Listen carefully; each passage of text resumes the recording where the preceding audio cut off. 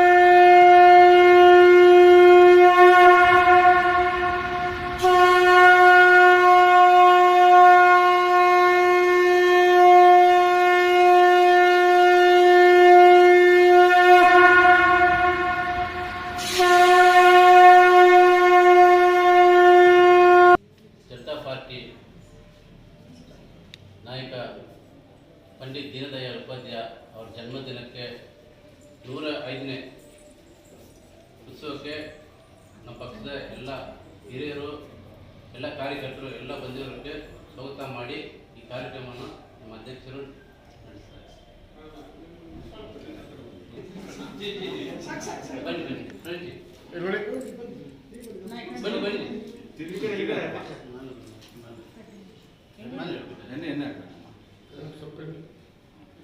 Photo बंद front ले ಈ ಕಡೆ ನೋಡಿ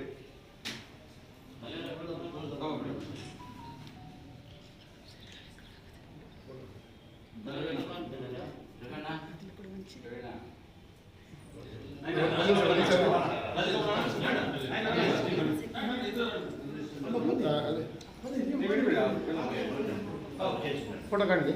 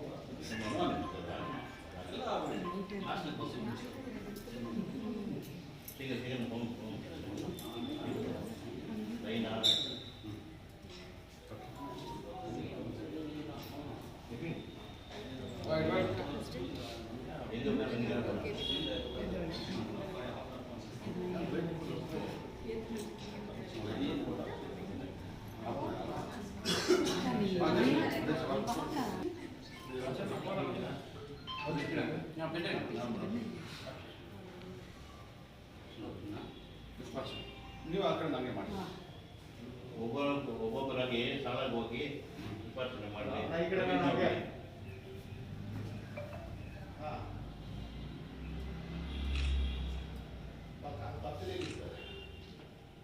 ಈ ಕಡೆ ಮುಂದೆ ಬನ್ನಿ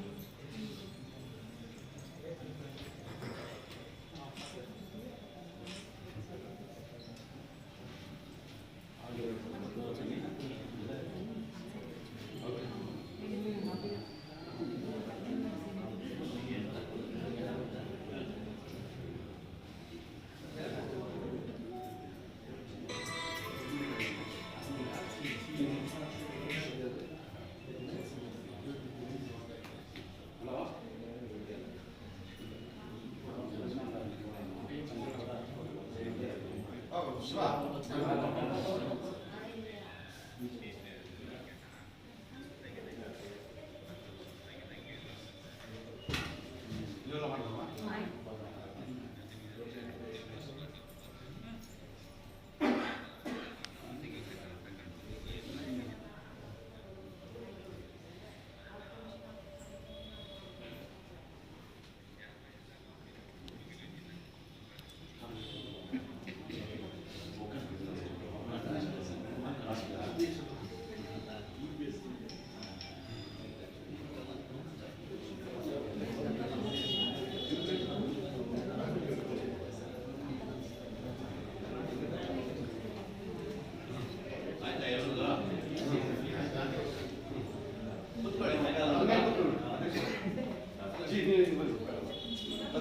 ಎಲ್ಲರಿಗೂ ನಮಸ್ಕಾರ.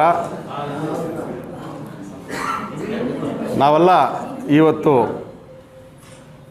ಸೇರಿರೋ ವಿಷಯವೇನೆಂದರೆ,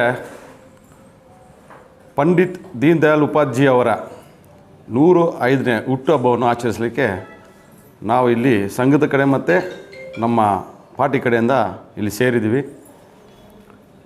ಒಂದು ವಿಶೇಷವಾಗಿ ಅವರ 155ನೇ ಬರ್ತ್ಡೇಯನ್ನು 105 ಬೆಳಕು ಹಚ್ಚಿಸೋ ಮೂಲಕ ನಾವು KF ಘಟಕದಿಂದ ಮಾಡ್ತಾಯಿದ್ದೀವಿ. ಎಲ್ರಿಗೂ ಅವ್ರ ಬಗ್ಗೆ ಈಗಾಗಲೇ ಗೊತ್ತಿರುತ್ತೆ, ಪಂಡಿತ್ ದೀನ್ ದಯಾಳ್ ಉಪಾಧ್ಯಾಯ ಅವರ ಬಗ್ಗೆ. ನಾನು ಕೆಲವು ವಿಷಯವನ್ನು ತಮ್ಮ ಮುಂದೆ ಪ್ರಸ್ತಾಪ ಮಾಡ್ತೀನಿ. ಪಂಡಿತ್ಜಿ ಅವರು 1916ರಲ್ಲಿ ಸೇಮ್ ಸೆಪ್ಟೆಂಬರ್ 25ರಲ್ಲಿ ಅವರು ಹುಟ್ತಾರೆ. ಅವರು ಚಿಕ್ಕ ವಯಸ್ಸಿನಲ್ಲೇ ತುಂಬ ಕಷ್ಟ ಜೀವಿ, ಅವರು ಕಷ್ಟಪಟ್ಕೊಂಡು ಬಂದ್ದಾರೆ. ಯಾಕಂದರೆ ಅವ್ರಿಗೆ 2.5 ವಯಸ್ಸಿರುವಾಗಲೇ ಅವ್ರ ತಂದೆಯನ್ನು ಕಳ್ಕೊಳ್ತಾರೆ, 7 ವಯಸ್ಸಿರುವಾಗ ತಾಯಿಯನ್ನು ಕಳ್ಕೊಳ್ತಾರೆ, ತಿರ್ಗಿ 12 ವಯಸ್ಸಿದ್ದಾಗಲೇ ಸಹೋದರನ ಕಳ್ಕೊಳ್ತಾರೆ. ಅದಾದಮೇಲೆ ಅವರ ತಾಯಿಯವರ ಅವ್ರನ್ನ ಬೆಳೆಸಿಬಿಟ್ಟು ಅವರು ವಿದ್ಯಾಭ್ಯಾಸ ಮಾಡ್ತಾರೆ. ಚಿಕ್ಕ ವಯಸ್ಸಿನಲ್ಲೇ ತುಂಬ ಇಂಟೆಲಿಜೆಂಟ್ ಅವರು ಸ್ಕೂಲ್ ಹೋದಾಗಲೇ ಆ ಜಿಲ್ಲೆಗೆ ಅವರು ಪ್ರಥಮ ಸ್ಥಾನ ಬಂದಾಗ ಸಿಕಾರ ಸರ್ಕಾರ, ಅಂದರೆ ಸಿಕಾರದಲ್ಲಿ ಆವಾಗ ರಾಜ ಇದ್ರಲ್ಲ, ಅವರು ಅದನ್ನು ಗುರುತಿಸಿ ಅವರಿಗೆ ಆವಾಗಲೇ 250 ರೂಪಾಯಿ ಮತ್ತು ಗೋಲ್ಡ್ ಪದಕವನ್ನು ಅವರಿಗೆ ಕೊಟ್ಟು ತಿಂಗಳಿಗೆ 10 ರೂಪಾಯಿ ಅಂತ ಸ್ಕಾಲರ್ಶಿಪ್ ಆವಾಗಲೇ ಅವ್ರಿಗೆ ಕೊಡ್ತಾರೆ. ಅದಾದಮೇಲೆ ಅವರು ನಮಗೆಲ್ಲ ಗೊತ್ತಿದೆ ಬಿಟ್ಸ್ ಪಿಲಾನಿ ಅಂತ, ಆವಾಗ ಬರೀ ಪಿಲಾನಿ ಬಿರ್ಲಾ ಅವರ ಇನ್ಸ್ಟಿಟ್ಯೂಟ್ ಇತ್ತು, ಅದರಲ್ಲೂ ಅವರು ಸೇರಿ ಅಲ್ಲೂ ಸಹ ಉತ್ತಮವಾಗಿ ಅವರು ಶಿಕ್ಷಣ ಪಡಿತಾರೆ. ತಿರ್ಗಾ ಅಲ್ಲಿದ್ದ ಬಿರ್ಲಾ ಅವರು ಕೂಡ ಅವರಿಗೆ ಸ್ಕಾಲರ್ಶಿಪ್ಪನ್ನು ಕೊಡ್ತಾರೆ. ಅವ್ರು ದೀನ್ ದಯಾಳ್ ಉಪಾಧ್ಯಾಯ ಅವ್ರಿಗೆ ಪಂಡಿತ್ ಅಂತ ಹೆಂಗೆ ಹೆಸರು ಬಂತಂದರೆ ತಮಗೆಲ್ಲ ಗೊತ್ತಿರಬೇಕು, ಇಲ್ಲಾಂದರೆ ಹೇಳ್ತೀನಿ. ಸಿವಿಲ್ ಸರ್ವಿಸ್ ಎಕ್ಸಾಮ್ ಹೋದಾಗಲೂ ಅವರು ಇಂಡಿಯನ್ ಕಸ್ಟಮರ್ ಪ್ರಕಾರ ಧೋತಿ ಪಂಚೆ ಮತ್ತು ಟೊಪ್ಪಿ ಹಾಕೊಂಡು ಹೋಗ್ತಾರೆ ಅಟೆಂಡ್ ಮಾಡೋಕ್ಕೆ. ಆವಾಗಲೇ ಅವ್ರನ್ನ ಪಂಡಿತ್ ಅಂತ ಹೆಸರು ಅವ್ರಿಗೆ ಸಿಗುತ್ತೆ. ಅದರಿಂದ ನಾವು ಪಂಡಿತ್ ದೀನ್ ದಯಾಳ್ ಉಪಾಧ್ಯಾಯನ ಹೇಳ್ಕೊಂಡು ಬರ್ತೀವಿ. 1900 ಅವರು ಅದಕ್ಕೆ ಸಂಘದ ಜೊತೆ ಸೇರ್ಕೊಂಡು ಬರ್ತಾರೆ. 1951ರಲ್ಲಿ ನಮ್ಮ ಶ್ಯಾಮ್ ಪ್ರಕಾಶ್ ಮುಖರ್ಜಿ ಅವ್ರ ಜನಸಂಘನ ಯಾವಾಗ ಸ್ಥಾಪನೆ ಮಾಡ್ತಾರೆ, ಅವ್ರ ಜೊತೆಗೆ ಇವರು ಉತ್ತರ ಪ್ರದೇಶದಲ್ಲಿ ಸೇರಿಕೊಂಡು ಪಾರ್ಟಿಯನ್ನು ಜನಸಂಘ ಜೊತೆ ಸೇರ್ಕೊಂಡು ಪಾರ್ಟಿಯನ್ನು ಕಟ್ಕೊಂಡು ಬರ್ತಾರೆ. ಅನೇಕ ಮಹಾರಾಷ್ಟ್ರ ಆಗಲಿ UP ಆಗಲಿ ಅವರು ನಮ್ಮ ಪಾರ್ಟಿನ ಬೆಳೆಸೋಕ್ಕೆ ಕಾರಣಕರ್ತರಾಗಿರ್ತಾರೆ. ಅದೇ ಥರ ಅವ್ರದ್ದು ತುಂಬ ಹ್ಯೂಮನರಿಸಮ್ ಪ್ರಕಾರ ಅದಕ್ಕೆ ನಾವು ಹೇಳ್ತೀವಿ ಲೆಫ್ಟು ಮತ್ತು ರೈಟ್ ವಿಂಗು ಆ ಥರ ರಾಜಕೀಯ ಮಾಡ್ತೀವಿ. ಬಟ್ ಅವ್ರದ್ದೊಂದು ಸಿದ್ಧಾಂತ ಅಂತಂದರೆ ಹ್ಯೂಮನ್ ಬೇಸ್ಡ್ ಆಫ್ ಪೊಲಿಟಿಕ್ಸ್ ಮಾಡಬೇಕು ಅಂತ ಒಂದು ಸಿದ್ಧಾಂತ ಮೇಲೆ ಅವರು ಮಾಡ್ಕೊಂಡು ಬರ್ತಾರೆ. 1940ರಲ್ಲಿ ರಾಷ್ಟ್ರ ಧರ್ಮ ಅಂತ ಒಂದು ಪತ್ರಿಕೆಯನ್ನು ಕೂಡ ಅವರು ಮಾಸಿಗೆ ಪತ್ರಿಕೆಯನ್ನು ಮಾಡ್ತಾರೆ. ಅದು ರೈಟ್ ವಿಂಗ್ ಐಡಿಯಾಲಜಿಯ ಪತ್ರಿಕೆಯಾಗಿ ಅವ್ರು ಬದುಕಿರೋ ತನಕ ಅದು ನಡ್ಸ್ಕೊಂಡು ಬರುತ್ತೆ. ಅದು ಆದಮೇಲೆ ನಮ್ಮ ಸಂಘ ಅದನ್ನು ಕಂಟಿನ್ಯೂ ಮಾಡ್ಕೊಂಡು ಬರುತ್ತೆ. ಅವರಿಗೆ ದುರದೃಷ್ಟವಾಗಿ ಬರೀ 52 ವಯಸ್ಸಲ್ಲಿ ಅವರು ಟ್ರೈನ್ ಟ್ರಾವೆಲ್ ಮಾಡುವಾಗ ಯಾವುದೋ ಒಂದು ಕಳ್ತನ ಮಾಡ್ಕೊಂಡು ಅವರನ್ನು ಡೋರಿಂದ ಆಚೆ ತಳ್ಳಿಬಿಡ್ತಾರೆ. ತುಂಬ ದುರದೃಷ್ಟದಿಂದ 52 ವಯಸ್ಸಲ್ಲಿ ಅವರು ತೀರ್ಕೊಂಡು ಬಿಡ್ತಾರೆ. ಅವರು ಒಂದು ಸತಿ ಹುಬ್ಬಳ್ಳಿಗೆ ಬರ್ತಾರೆ. ಹುಬ್ಬಳ್ಳಿಗೆ ಬಂದಾಗ ಆವಾಗಿದ್ದ ನಮ್ಮ ಸಂಘದ ಪ್ರಚಾರಕರಾದ ಜಗದೀಶ್ ಶೆಟ್ಟರ್ ಅವ್ರ ಜೊತೆ ಹುಬ್ಬಳ್ಳಿಗೆ ಪ್ರಚಾರಕ್ಕೆ ಬಂದಾಗ ಅವ್ರು ನೋಡ್ತಾರೆ ಹುಬ್ಬಳ್ಳಿಯಲ್ಲಿ ಎಲ್ಲ ಕಡೆಯೂ ಆವಾಗಲೇ ಆಂಗ್ಲದಲ್ಲಿ ಬೋರ್ಡ್ಗಳಿರುತ್ತೆ. ಆವಾಗ ಅವರು ಸೂಚನೆ ಕೊಡ್ತಾರೆ ನಮ್ಮ ಜಗದೀಶ್ ಶೆಟ್ಟರ್ ಅವರಿಗೆ, ಎಲ್ಲಿದ್ದರೂ ಅವ್ರ ಮಾತೃಭಾಷೆಯಲ್ಲಿ ನಾವು ಬೋರ್ಡ್ಗಳನ್ನ ಉಪಯೋಗಿಸ್ಬೇಕು, ಇದಕ್ಕೆ ನೀವೆಲ್ಲ ಹೋರಾಟ ಮಾಡಬೇಕು ಅಂತ ಹೇಳ್ಬಿಟ್ಟು ಆವಾಗಲೇ ಹೋರಾಟ ಲೋಕಲ್ ಲ್ಯಾಂಗ್ವೇಜಲ್ಲಿ ಬರಬೇಕು ಅಂತ. ಅದೇ ಥರ ಅವ್ರು ಸಹಿ ಹಾಕೋದು ಅಷ್ಟೇ, ನಾವು ಲೋಕಲ್ ಲ್ಯಾಂಗ್ವೇಜ್ ಮದರ್ ಟಂಗಲ್ಲಿ ಆಗಬೇಕು ಅಂತ ಅವರು ಒಂದು ಪ್ರಸ್ತಾಪ ಮಾಡ್ಕೊಂಡು ಬರ್ತಾರೆ. ಅವ್ರ ಬಗ್ಗೆ ಹೇಳ್ಕೊಂಡು ಹೋಗಿ ಅನೇಕ ವಿಷಯಗಳು ಹೇಳ್ತಾರೆ, ನಮ್ಮ ಹಿರಿಯರುಗಳು ಹೇಳ್ತಾರೆ. ಅವ್ರ ಕೊಡುಗೆ ಆವಾಗ ಜನಸಂಘ ಇದ್ದಾಗ, ಅದಾದಮೇಲೆ 1900 ನಮ್ಮ ಜನತಾ ಪಾರ್ಟಿ ಆಯಿತು. ಇದ್ದರೂ ಕೂಡ ಅವ್ರು ಹಾಕಿರೋ ಫೌಂಡೇಶನ್ ಮೇರೆಗೆ ನಮ್ಮ ಪಾರ್ಟಿ ಬೆಳೆದು ಬಂದಿದೆ. ನಮ್ಮ ಪಾರ್ಟಿ ಯಾರನ್ನೂ ಅದು ಮರೆಯಲ್ಲ. ಅದಕ್ಕೆ ಅವರು 105ನ ಹುಟ್ಟುಹಬ್ಬವನ್ನು ನಾವು ಆಚರಿಸ್ತಾ ಇದ್ದೀವಿ. ಅವರ ವಿಚಾರಧಾರೆಗಳನ್ನು ನಾವು ಕೈ ಹಿಡಿದು ಇನ್ನು ಮುಂದೆ ನಡ್ಕೊಂಡು ಹೋಗ್ತೀವಿ, ಎಲ್ಲರೂ ನಡ್ಕೊಂಡು ಹೋಗಬೇಕು ಅಂತ ತಮ್ಮ ಮೂಲಕ ಹೇಳ್ತಾ ನನ್ನನ್ನು 2 ಮಾತು ಮಾತಾಡೋಕ್ಕೆ ಅವಶ್ಯಕ ಎಲ್ರಿಗೂ ಧನ್ಯವಾದ ಹೇಳ್ತಾ, ನಮ್ಮ ಜಿಲ್ಲಾ ಪ್ರಧಾನ ಕಾರ್ಯದರ್ಶಿಗಳು ನಮ್ಮ ಇರೋದ ಕುಟ್ಟಿಯಣ್ಣವನ್ನ ಅವ್ರ ಬಗ್ಗೆ 2 ಮಾತು ಮಾತಾಡಬೇಕು ಅಂತ ಹೇಳಕ್ಕೆ ಇಷ್ಟಪಡ್ತೀನಿ.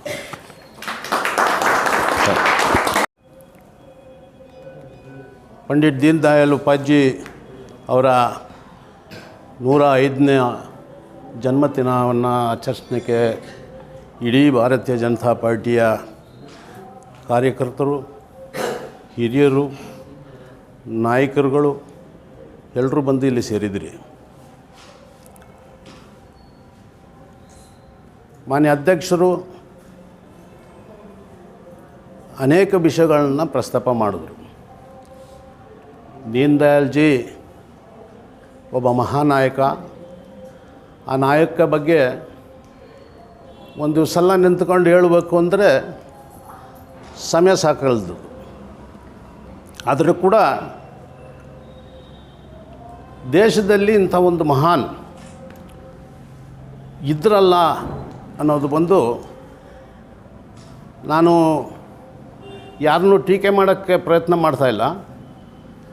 ಒಬ್ಬ ನಾಯಕ ಅನ್ನೋದು ಇಂಥ ಒಬ್ಬ ಸಮರ್ಥ ನಾಯಕ ಈ ದೇಶದಲ್ಲಿ ಹೋರಾಟದಲ್ಲಿ ಪಾಲ್ಗೊಂಡು ದೇಶದ ಕಲ್ಚರ್ ಮತ್ತು ಹೆರಿಟೇಜನ್ನು ಕಾಪಾಡಲಿಕ್ಕೆ ಹೊರಟಂಥ ಈ ಒಂದು ಮಹಾನಾಯಕ ಇವತ್ತು ನಾವು ಭಾರತೀಯ ಜನತಾ ಪಾರ್ಟಿ ಅವರ ಕೆಲಸಗಳನ್ನು ಯಾವ ರೀತಿಯಲ್ಲಿ ಮಾಡ್ಕೊಂಡು ಬಂದರು, ಈ ದೇಶನ ಯಾವ ರೀತಿಯಲ್ಲಿ ಕಾಪಾಡಬೇಕು ಒಂದು ಪ್ರಯತ್ನವನ್ನು ಅವ್ರು ಏನೇನು ನಿರ್ಧಾರಗಳನ್ನ ತಗೊಂಡ್ರು, ನಮಗೆ ಏನೇನು ಹೇಳ್ಕೊಡ್ಬೇಕು, ಒಬ್ಬ ರಾಷ್ಟ್ರೀಯ ಪಕ್ಷನಾಗಿ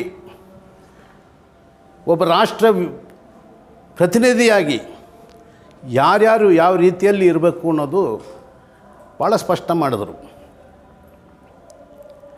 ಏನಿವತ್ತು ನೀವೆಲ್ಲ ಗೊತ್ತಿರಬೇಕು ನಿಮಗೆಲ್ಲ, ಸಾಧಾರಣವಾಗಿ ಒಬ್ಬ ರಾಜ್ಯ ಯಾವ ರೀತಿಯಲ್ಲಿ ನಡೆಸ್ಕೋಬೇಕು, ಯಾವ ರೀತಿಯಲ್ಲಿ ಅದನ್ನು ಗಂಭೀರವಾಗಿ ಒಬ್ಬ ರಾಜ್ಯ ಆಡಳಿತ ಮಾಡೋದು ಬಂದು ಹೇಗೆ, ಇದೆಲ್ಲ ಭಾಳ ಯೋಚನೆ ಮಾಡಿದ್ರು ಆವಾಗಲೇ ಅವರು. ಆ ಯೋಚನೆ ಹೇಗೆ ಅಂತ ಹೇಳಿದ್ರೆ, ಬಹುಶಃ ಅವರು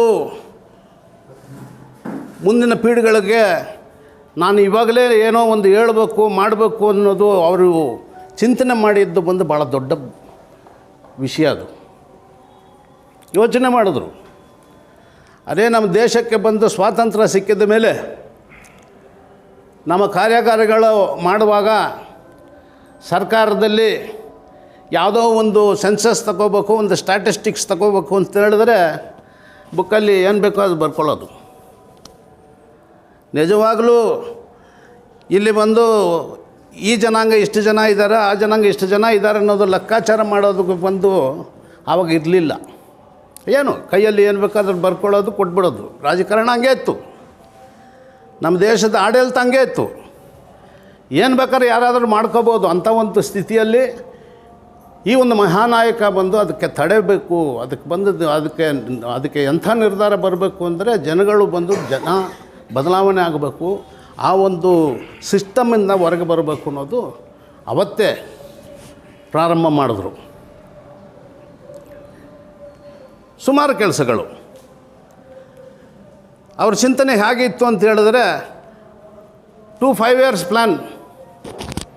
ಹಂಗಂದರೆ ಒಂದು 5 ವರ್ಷ ಆಡಳಿತ ನಮ್ಮ ಕೈಯಲ್ಲಿ ಸಿಕ್ಕಿದರೆ ಈ 5 ವರ್ಷದಲ್ಲಿ ನಾವು ಏನೇನು ಮಾಡಬೇಕು ಅಂತ ಯೋಚನೆ ಮಾಡ್ತೀವೋ ಅದನ್ನೆಲ್ಲ ಬಂದು ಪ್ರೇರಣೆ ಮೊದಲನೇ ಆಗಿ ಬಂದು ನಾವು ಅದನ್ನು ಪ್ರಿಪೇರ್ ಮಾಡಿ ಇದೆಲ್ಲ ನಾವು ಬಂದು ಮಾಡಬೇಕು ಅಂತ ಒಂದು ಪ್ರಯತ್ನ ನಮ್ಮಲ್ಲಿದ್ದರೆ, ಎರಡನೇ 5 ವರ್ಷಕ್ಕೆ ಬಂದು ಅದು ಇಂಪ್ಲಿಮೆಂಟ್ ಆಗಿದೆಯಾ ಇಲ್ವಾ ಅನ್ನೋದು ಬಂದು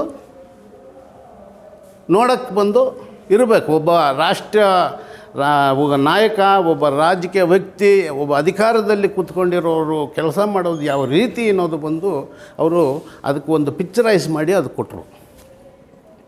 ಈ ಮಹಾನ್ ನಾಯಕನ್ನು ಆ ಕಾಲದಲ್ಲಿ ಯಾರಿಗೂ ತಡೆಯೋಕ್ಕಾಗಲಿಲ್ಲ. ಯಾಕಂದರೆ ಇದ್ದಿದ್ದು ಇಲ್ದಂಗೆ ಹೇಳಿದ್ರೆ, ನಿಜಾನ ಬಂದು ತೋರಿಸಿದ್ರೆ ಆಡಳಿತದಲ್ಲಿ ಇದ್ದವರು ಆವಾಗ ಇಷ್ಟ ಇರಲಿಲ್ಲ. ಇವ್ರ ಮೇಲೆ ವಿರೋಧ ಅನ್ನೋದು ಮಾಡೋದು ಬಂದು ಯಾವ ರೀತಿಯಲ್ಲಿ ಮಾಡಬೇಕು ಕೂಡ ಅರ್ಥ ಆಗಲಿಲ್ಲ. ಯಾಕಂದರೆ ಈ ಅಪ್ಪ ಬಂದು ಗಣ್ಣು ತಗೊಂಡಿಲ್ಲ, ಚಾಕುನೂ ತಗೊಂಡಿಲ್ಲ, ಯಾವುದೂ ತಗೊಂಡಿಲ್ಲ ಇನ್ನೊಬ್ಬರನ್ನ ಎದುರ್ಸೋಕ್ಕೆ. ಅವ್ರು ತಗೊಂಡಿದ್ದೆಲ್ಲ ಬಂದು ಒಂದು ಪೆನ್ನು ತಗೊಂಡ್ರು. ಯಾವ್ಯಾವುದು ನಮ್ಮ ದೇಶಕ್ಕೆ ಒಂದು ವಿರೋಧವಾಗಿ ಇದೆಯೋ ಅದನ್ನು ನಾವೆಲ್ಲ ಬಂದು ಪ್ರಸ್ತಾಪ ಮಾಡೋಕ್ಕೆ ಬಂದು ಶುರು ಮಾಡಿದ್ರು. ಮಾಡ್ತಾ ಬಂದಾಗ ಒಂದು ಏನಾಗಿದೆ, ಇವ್ರನ್ನ ಹೆಂಗಾದ್ರೂ ನಾವು ಏನೋ ಒಂದು ಕತೆ ಎಂಡಿಗೆ ಬರಬೇಕಲ್ಲ, ಅಂಥೇಳಿ ಅವ್ರನ್ನ ಒಂದು ರೈಲು ಪ್ರಯಾಣ ಮಾಡೋ ಸಮಯದಲ್ಲಿ ಅವ್ರನ್ನ ಕೊಂದಾಕಕ್ಕೆ ಪ್ರಯತ್ನ ಆಗಿ ಕೊಂದಿದ್ದಾರೆ ಅಂತ ಹೇಳಿದ್ದಕ್ಕೆ ಭಾಳ ಆಧಾರಗಳು ಇದ್ದಾವೆ. ಆದರೆ ಆಗಿನ ಸರ್ಕಾರ ಒಂದು CBI ಎನ್ಕ್ವೈರಿ ಮಾಡ್ತದೆ. ಜಾನ್ ಆಲ್ಬೋ ಅಂತೇಳಿ ಆಯಪ್ಪ ಬಂದು CBI ಡೈರೆಕ್ಟ್ರ್. ಅವಾಗ ಅದನ್ನು ದೊಡ್ಡ ಮನುಷ್ಯ, ಆತನ ಅದರದ್ದು ಚೀಫ್. ಆಯಪ್ಪನಿಗೆ ಬಂದು ಚಾರ್ಜ್ ಕೊಡ್ತಾರೆ. ಹೋಗಪ್ಪ, ನೀವು ಇವರು ಹೆಂಗೆ ಸತ್ತೋದ್ರು, ಇವ್ರದ್ದು ಮರ್ಡ್ರ ಏನಾಯಿತು, ಹೆಂಗೆ ಏನು ಅಂತ ಅವ್ರಿಗೆ ಅದನ್ನು ಇನ್ವೆಸ್ಟಿಗೇಟ್ ಮಾಡೋಕ್ಕೆ ಬಿಡ್ತಾರೆ. ಆತನ ಹೋಗಿ ಅದು ನಿಜ ಅಲ್ಲಿ ನಡೆದಂಥ ಒಂದು ಘಟನೆ ಏನಿತ್ತು ಅಂಥೇಳಿ ಇನ್ವೆಸ್ಟಿಗೇಟ್ ಮಾಡಿದಾಗ ಅದರಲ್ಲಿ ಸುಮಾರು ಅಲ್ಲಿ ನಡೆದಂಥದ್ದು ಬರುತ್ತಲ್ಲ, ಯಾವುದು ಸುಳ್ಳು ಮಲ್ಲು ಅಂತ ಸಿಗಲ್ಲ. ಅರ್ಧ ದಾರಿಯಲ್ಲಿ ವಾಪಸ್ ಕರ್ಕೊಂಡ್ಬಿಡ್ತಾರೆ ಅವ್ರನ್ನ. ಬಂದುಬಿಡ ವಾಪಸ್ಸು, ಇದ್ರ ಬಗ್ಗೆ ಭಾಳ ನೀನೇನು ಚಿಂತನೆ ಮಾಡೋದು ಅವಶ್ಯಕತೆ ಇಲ್ಲ, ನೀನು ವಾಪಸ್ ಬಂದುಬಿಡು ಅಂತ ವಾಪಸ್ ಬಂದುಬಿಟ್ಟ Ayyappa. Even till day it is a mystery. ಈ ಕಾಲದಲ್ಲಿ ಬಂದು ಎಲ್ಲೆಲ್ಲ ಯಾವುದೋ ಒಂದು ಇದರಲ್ಲಿ ಹಿಸ್ಟೋರಿಯನ್ಸ್ ಬಂದು ಕಂಡುಹಿಡ್ತಾರೆ ಏನಾಗಿದೆ, ಆ ಟೈಮಲ್ಲಿ ಬಂದು ಏನಾಯಿತು, ಹೆಂಗೆ ಆಗಿರಬೇಕು, ಯಾವುದೋ ಒಂದು ಘಟನೆ ಇರಲಿ ಕಂಡುಹಿಡ್ತಾರೆ. ಆದರೆ ಇವತ್ತುವರೆಗೂ ಈ ಒಂದು ಮಹಾನದ ಏನು ಮರ್ಡರ್ ಮಾಡಿದ್ರು ಅದರ ಮಿಸ್ಟ್ರಿ ಏನು ಅನ್ನೋದು ಬಂದು ಯಾರಿಗೂ ಇನ್ನೂ ಇವತ್ತುವರೆಗೂ ಗೊತ್ತಿಲ್ಲ. ಕೊನೆಯಲ್ಲಿ ಯಾವುದೋ ಒಂದು ಪ್ರಶ್ನೆಗೆ ಇದಿಲ್ಲಪ್ಪ ಅಂತಂತ ಹೇಳಿದ ತಕ್ಷಣ ಆಗಿನ ಪ್ರಧಾನಮಂತ್ರಿ ಇಂದಿರಾ ಗಾಂಧಿಯವರು ಮೊನ್ನೆ ಲಾಸ್ಟಲ್ಲಿ YV ಚಂದ್ರಚೂಡ್ ಕಮಿಷನ್ನ ಒಂದು ಅಪಾಯಿಂಟ್ ಮಾಡ್ತಾರೆ. ನೀನು ಇನ್ವೆಸ್ಟಿಗೇಟ್ ಮಾಡಿ ಏನು ಇವ್ರದ್ದು ಮಿಸ್ಟ್ರಿ ಏನು, ಹೆಂಗೆ ಸತ್ತೋದ್ರು ನೋಡಿ. ಇವರು ಪಟ್ನಾಕ್ಕೆ ಟ್ರಾವೆಲ್ ಮಾಡ್ತಾಯಿದ್ದಾರೆ.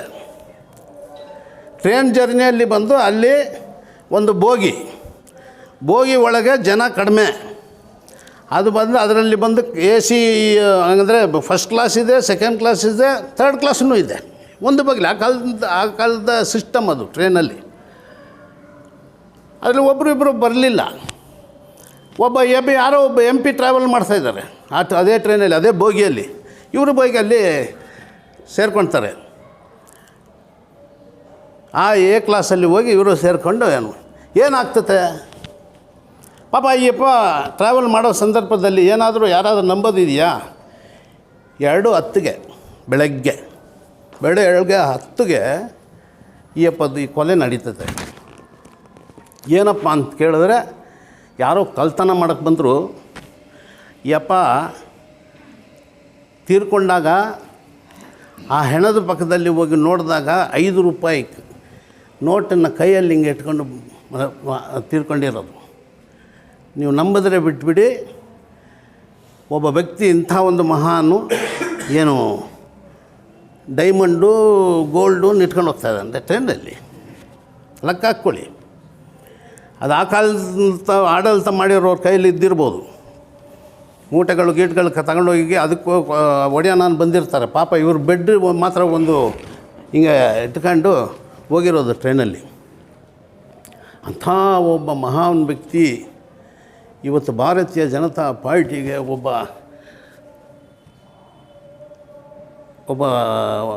ಇವರಾಗಿದ್ದಾರೆ ಅಂತ ಹೇಳಿದ್ರೆ, ಗುರುಗಳಾಗಿದ್ದಾರೆ ಅಂತಾರೆ.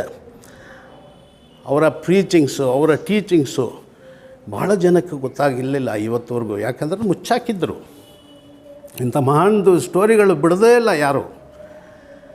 ಹಾಗಾಗಿ ಇವತ್ತಿಂಥ ಒಬ್ಬ ಮಹಾನು ಜನ್ಮದಿನ ಒಂದು ಆಚರಿಸ್ತೀವಿ ಅಂತಂತ ಹೇಳಿದ್ರೆ ನಾವೆಲ್ಲ ಪುಣ್ಯ ಮಾಡಿದ್ವಿ ಅಂತ ನಾನು ಭಾವಿಸ್ತೀನಿ. ಇಡೀ ದೇಶ ಇವತ್ತು ಭಾರತೀಯ ಜನತಾ ಪಾರ್ಟಿಯ ಸರ್ಕಾರ ನೋಡ್ತಾ ಇದೆ. ಒಬ್ಬ ಮಹಾನ್ ನಾಯಕ, ವಿಶ್ವನಾಯಕ ನರೇಂದ್ರ ಮೋದಿಯವರ ಒಂದು ಪಿಕ್ಚರನ್ನು ನೀನು ತಗೊಂಡ್ರೆ, ಅವರು ಓದಂಥ ಈ ಒಂದು ಟೀಚರ್ಸ್ ಕೆಳಗೆ ಕೆಲಸ ಮಾಡಿ ಅವರು ಯಾವ ರೀತಿಯಲ್ಲಿ ನಾನು ಬಂದು ರಾಜಕಾರಣದಲ್ಲಿ ಇರಬೇಕು, ಯಾವ ರೀತಿಯಲ್ಲಿ ನಾನು ಬಂದು ಈ ದೇಶವನ್ನು ಕಾಪಾಡಲೇಬೇಕು ಇನ್ನೊಂದು ಪಾಠವನ್ನು ಯಾರ ಕೈಯಿಂದ ಕಲ್ತಿದ್ದಾರೆ ಅಂದರೆ ಅದು ದೀನ್ ದಯಾಳ್ ಉಪಾಧ್ಯಾಯರ ಕೈಯಿಂದನೇ. ಇವತ್ತು ಹಂಗೆ ನಡ್ಕೊತಾರೆ ಇಲ್ವಾ? ಇಲ್ಲಿರೋರು ಟೀಕೆ ಮಾಡ್ಬೋದು. ಅಮೆರಿಕಕ್ಕೆ ಹೋಗಿದ ತಕ್ಷಣ ಅವ್ರದ್ದು ವೆಲ್ಕಮ್ ಹೆಂಗಿತ್ತು? ಯಾವುದಾದ್ರೂ ದೇಶದಲ್ಲಿ ಮುಂಚೆಲ್ಲ ನೀವು ನೋಡಿದ್ರೆ ನಮ್ಮ ಪ್ರಧಾನಮಂತ್ರಿಗಳು ಹೋಗಿದ ತಕ್ಷಣ ಕೈ ಕಟ್ಕೊಂಡು ನಿಂತ್ಕೋಬೇಕು, ಯಾರೋ ಬಂದು ಹಿಂಗೆ ಬಾ ಅಂತ ಹೇಳಿ ನಿಂತ್ಕೋಬೇಕು, ಇಷ್ಟೇ ಹೊರ್ತು ಬೇರೆ ಏನೇ ಇರಲಿಲ್ಲ. ಇವತ್ತು ಆ ಹಬ್ಬಕ್ಕೆ ಜನ ಮುಂದೆ ಬಂದು ನರೇಂದ್ರ ಮೋದಿ ಅವ್ರನ್ನ ಅಷ್ಟು ಪ್ರೀತಿ ವಿಶ್ವಾಸದಿಂದ ಒಂದು ಊರಲ್ಲಿ ಕರ್ಕೊಂಡು ಹೋಗ್ತಾ ಇದ್ದಾರೆ ಅಂದರೆ ಇಂಥ ಒಂದು ಮಹಾನಾಯಕನ ಕೆಳಗೆ ಮಾಡಿರೋಂಥ ಕೆಲಸ. ನೀವೆಲ್ಲರೂ ಬಂದು ಸೇರಿದ್ದು ಭಾಳ ಚೆನ್ನಾಗಿದೆ, ಭಾಳ ಯಶಸ್ವಿಯಾಗಿ ಈ ಕಾರ್ಯಕ್ರಮವನ್ನು ಮಾಡಿದಿರಿ. ನಿಮ್ಮೆಲ್ಲರಿಗೂ ವಂದಿಸಿ ಈ ಒಂದು 2 ಮಾತನ್ನು ಮಾತನಾಡೋಕ್ಕೆ ಅವಕಾಶ ಕೊಟ್ಟಂಥ ಎಲ್ರಿಗೂ, ಈ ವೇದಿಕೆ ಮೇಲೆ ಇರುವಂಥ ಗಣ್ಯರಿಗೂ ಎಲ್ರಿಗೂ ನಾನು ವಂದಿಸಿ ಎಲ್ಲರಿಗೂ ನನ್ನ ನಮಸ್ಕಾರ. ಇವಾಗ ನಮಗೆ ಗೊತ್ತಿದ್ದಂಗೆ ಇವತ್ತು ನಮ್ಮೆಲ್ಲರಿಗೆ ನಮ್ಮ ಪಂಡಿತ್ ದೀನ್ ದಯಾಳ್ ಉಪಾಧ್ಯಾಯ ಅವರ ಜನ್ಮದಿನಾಚರಣೆ. ಅವರು 1916ರಲ್ಲಿ ಇವತ್ತಿಗೆ 105 ವರ್ಷ ಆಗಿದೆ. ನಾಗೇಶ್ರೀ ಮುಂಚಿನವ್ರ ಬಗ್ಗೆ ಸುಮಾರು ಹೇಳಿದ್ದಾರೆ, ಚೆನ್ನಾಗಿರ್ತದೆ, ಸ್ವಲ್ಪ ರಿಪೀಟ್ ಆಗ್ಬೋದು. ಅವರು ಹುಟ್ಟಿದಾಗಲೇ ತುಂಬ ಚಿಕ್ಕ ವಯಸ್ಸಲ್ಲೇ, ಒಂದು 8 ವಯಸ್ಸಲ್ಲೇ ಅವರು ತಂದೆ ತಾಯಿ ಇಬ್ಬರನ್ನು ತಿಳ್ಕೊಂಡಿರ್ತಾರೆ. ಹಾಗಾಗಿ ಅವರು ಜೀವನ ನಡೆಸಲಿಕ್ಕೇನೆ ತುಂಬ ಕಷ್ಟಪಟ್ಟು ಜೀವನ ನಡೆಸಿ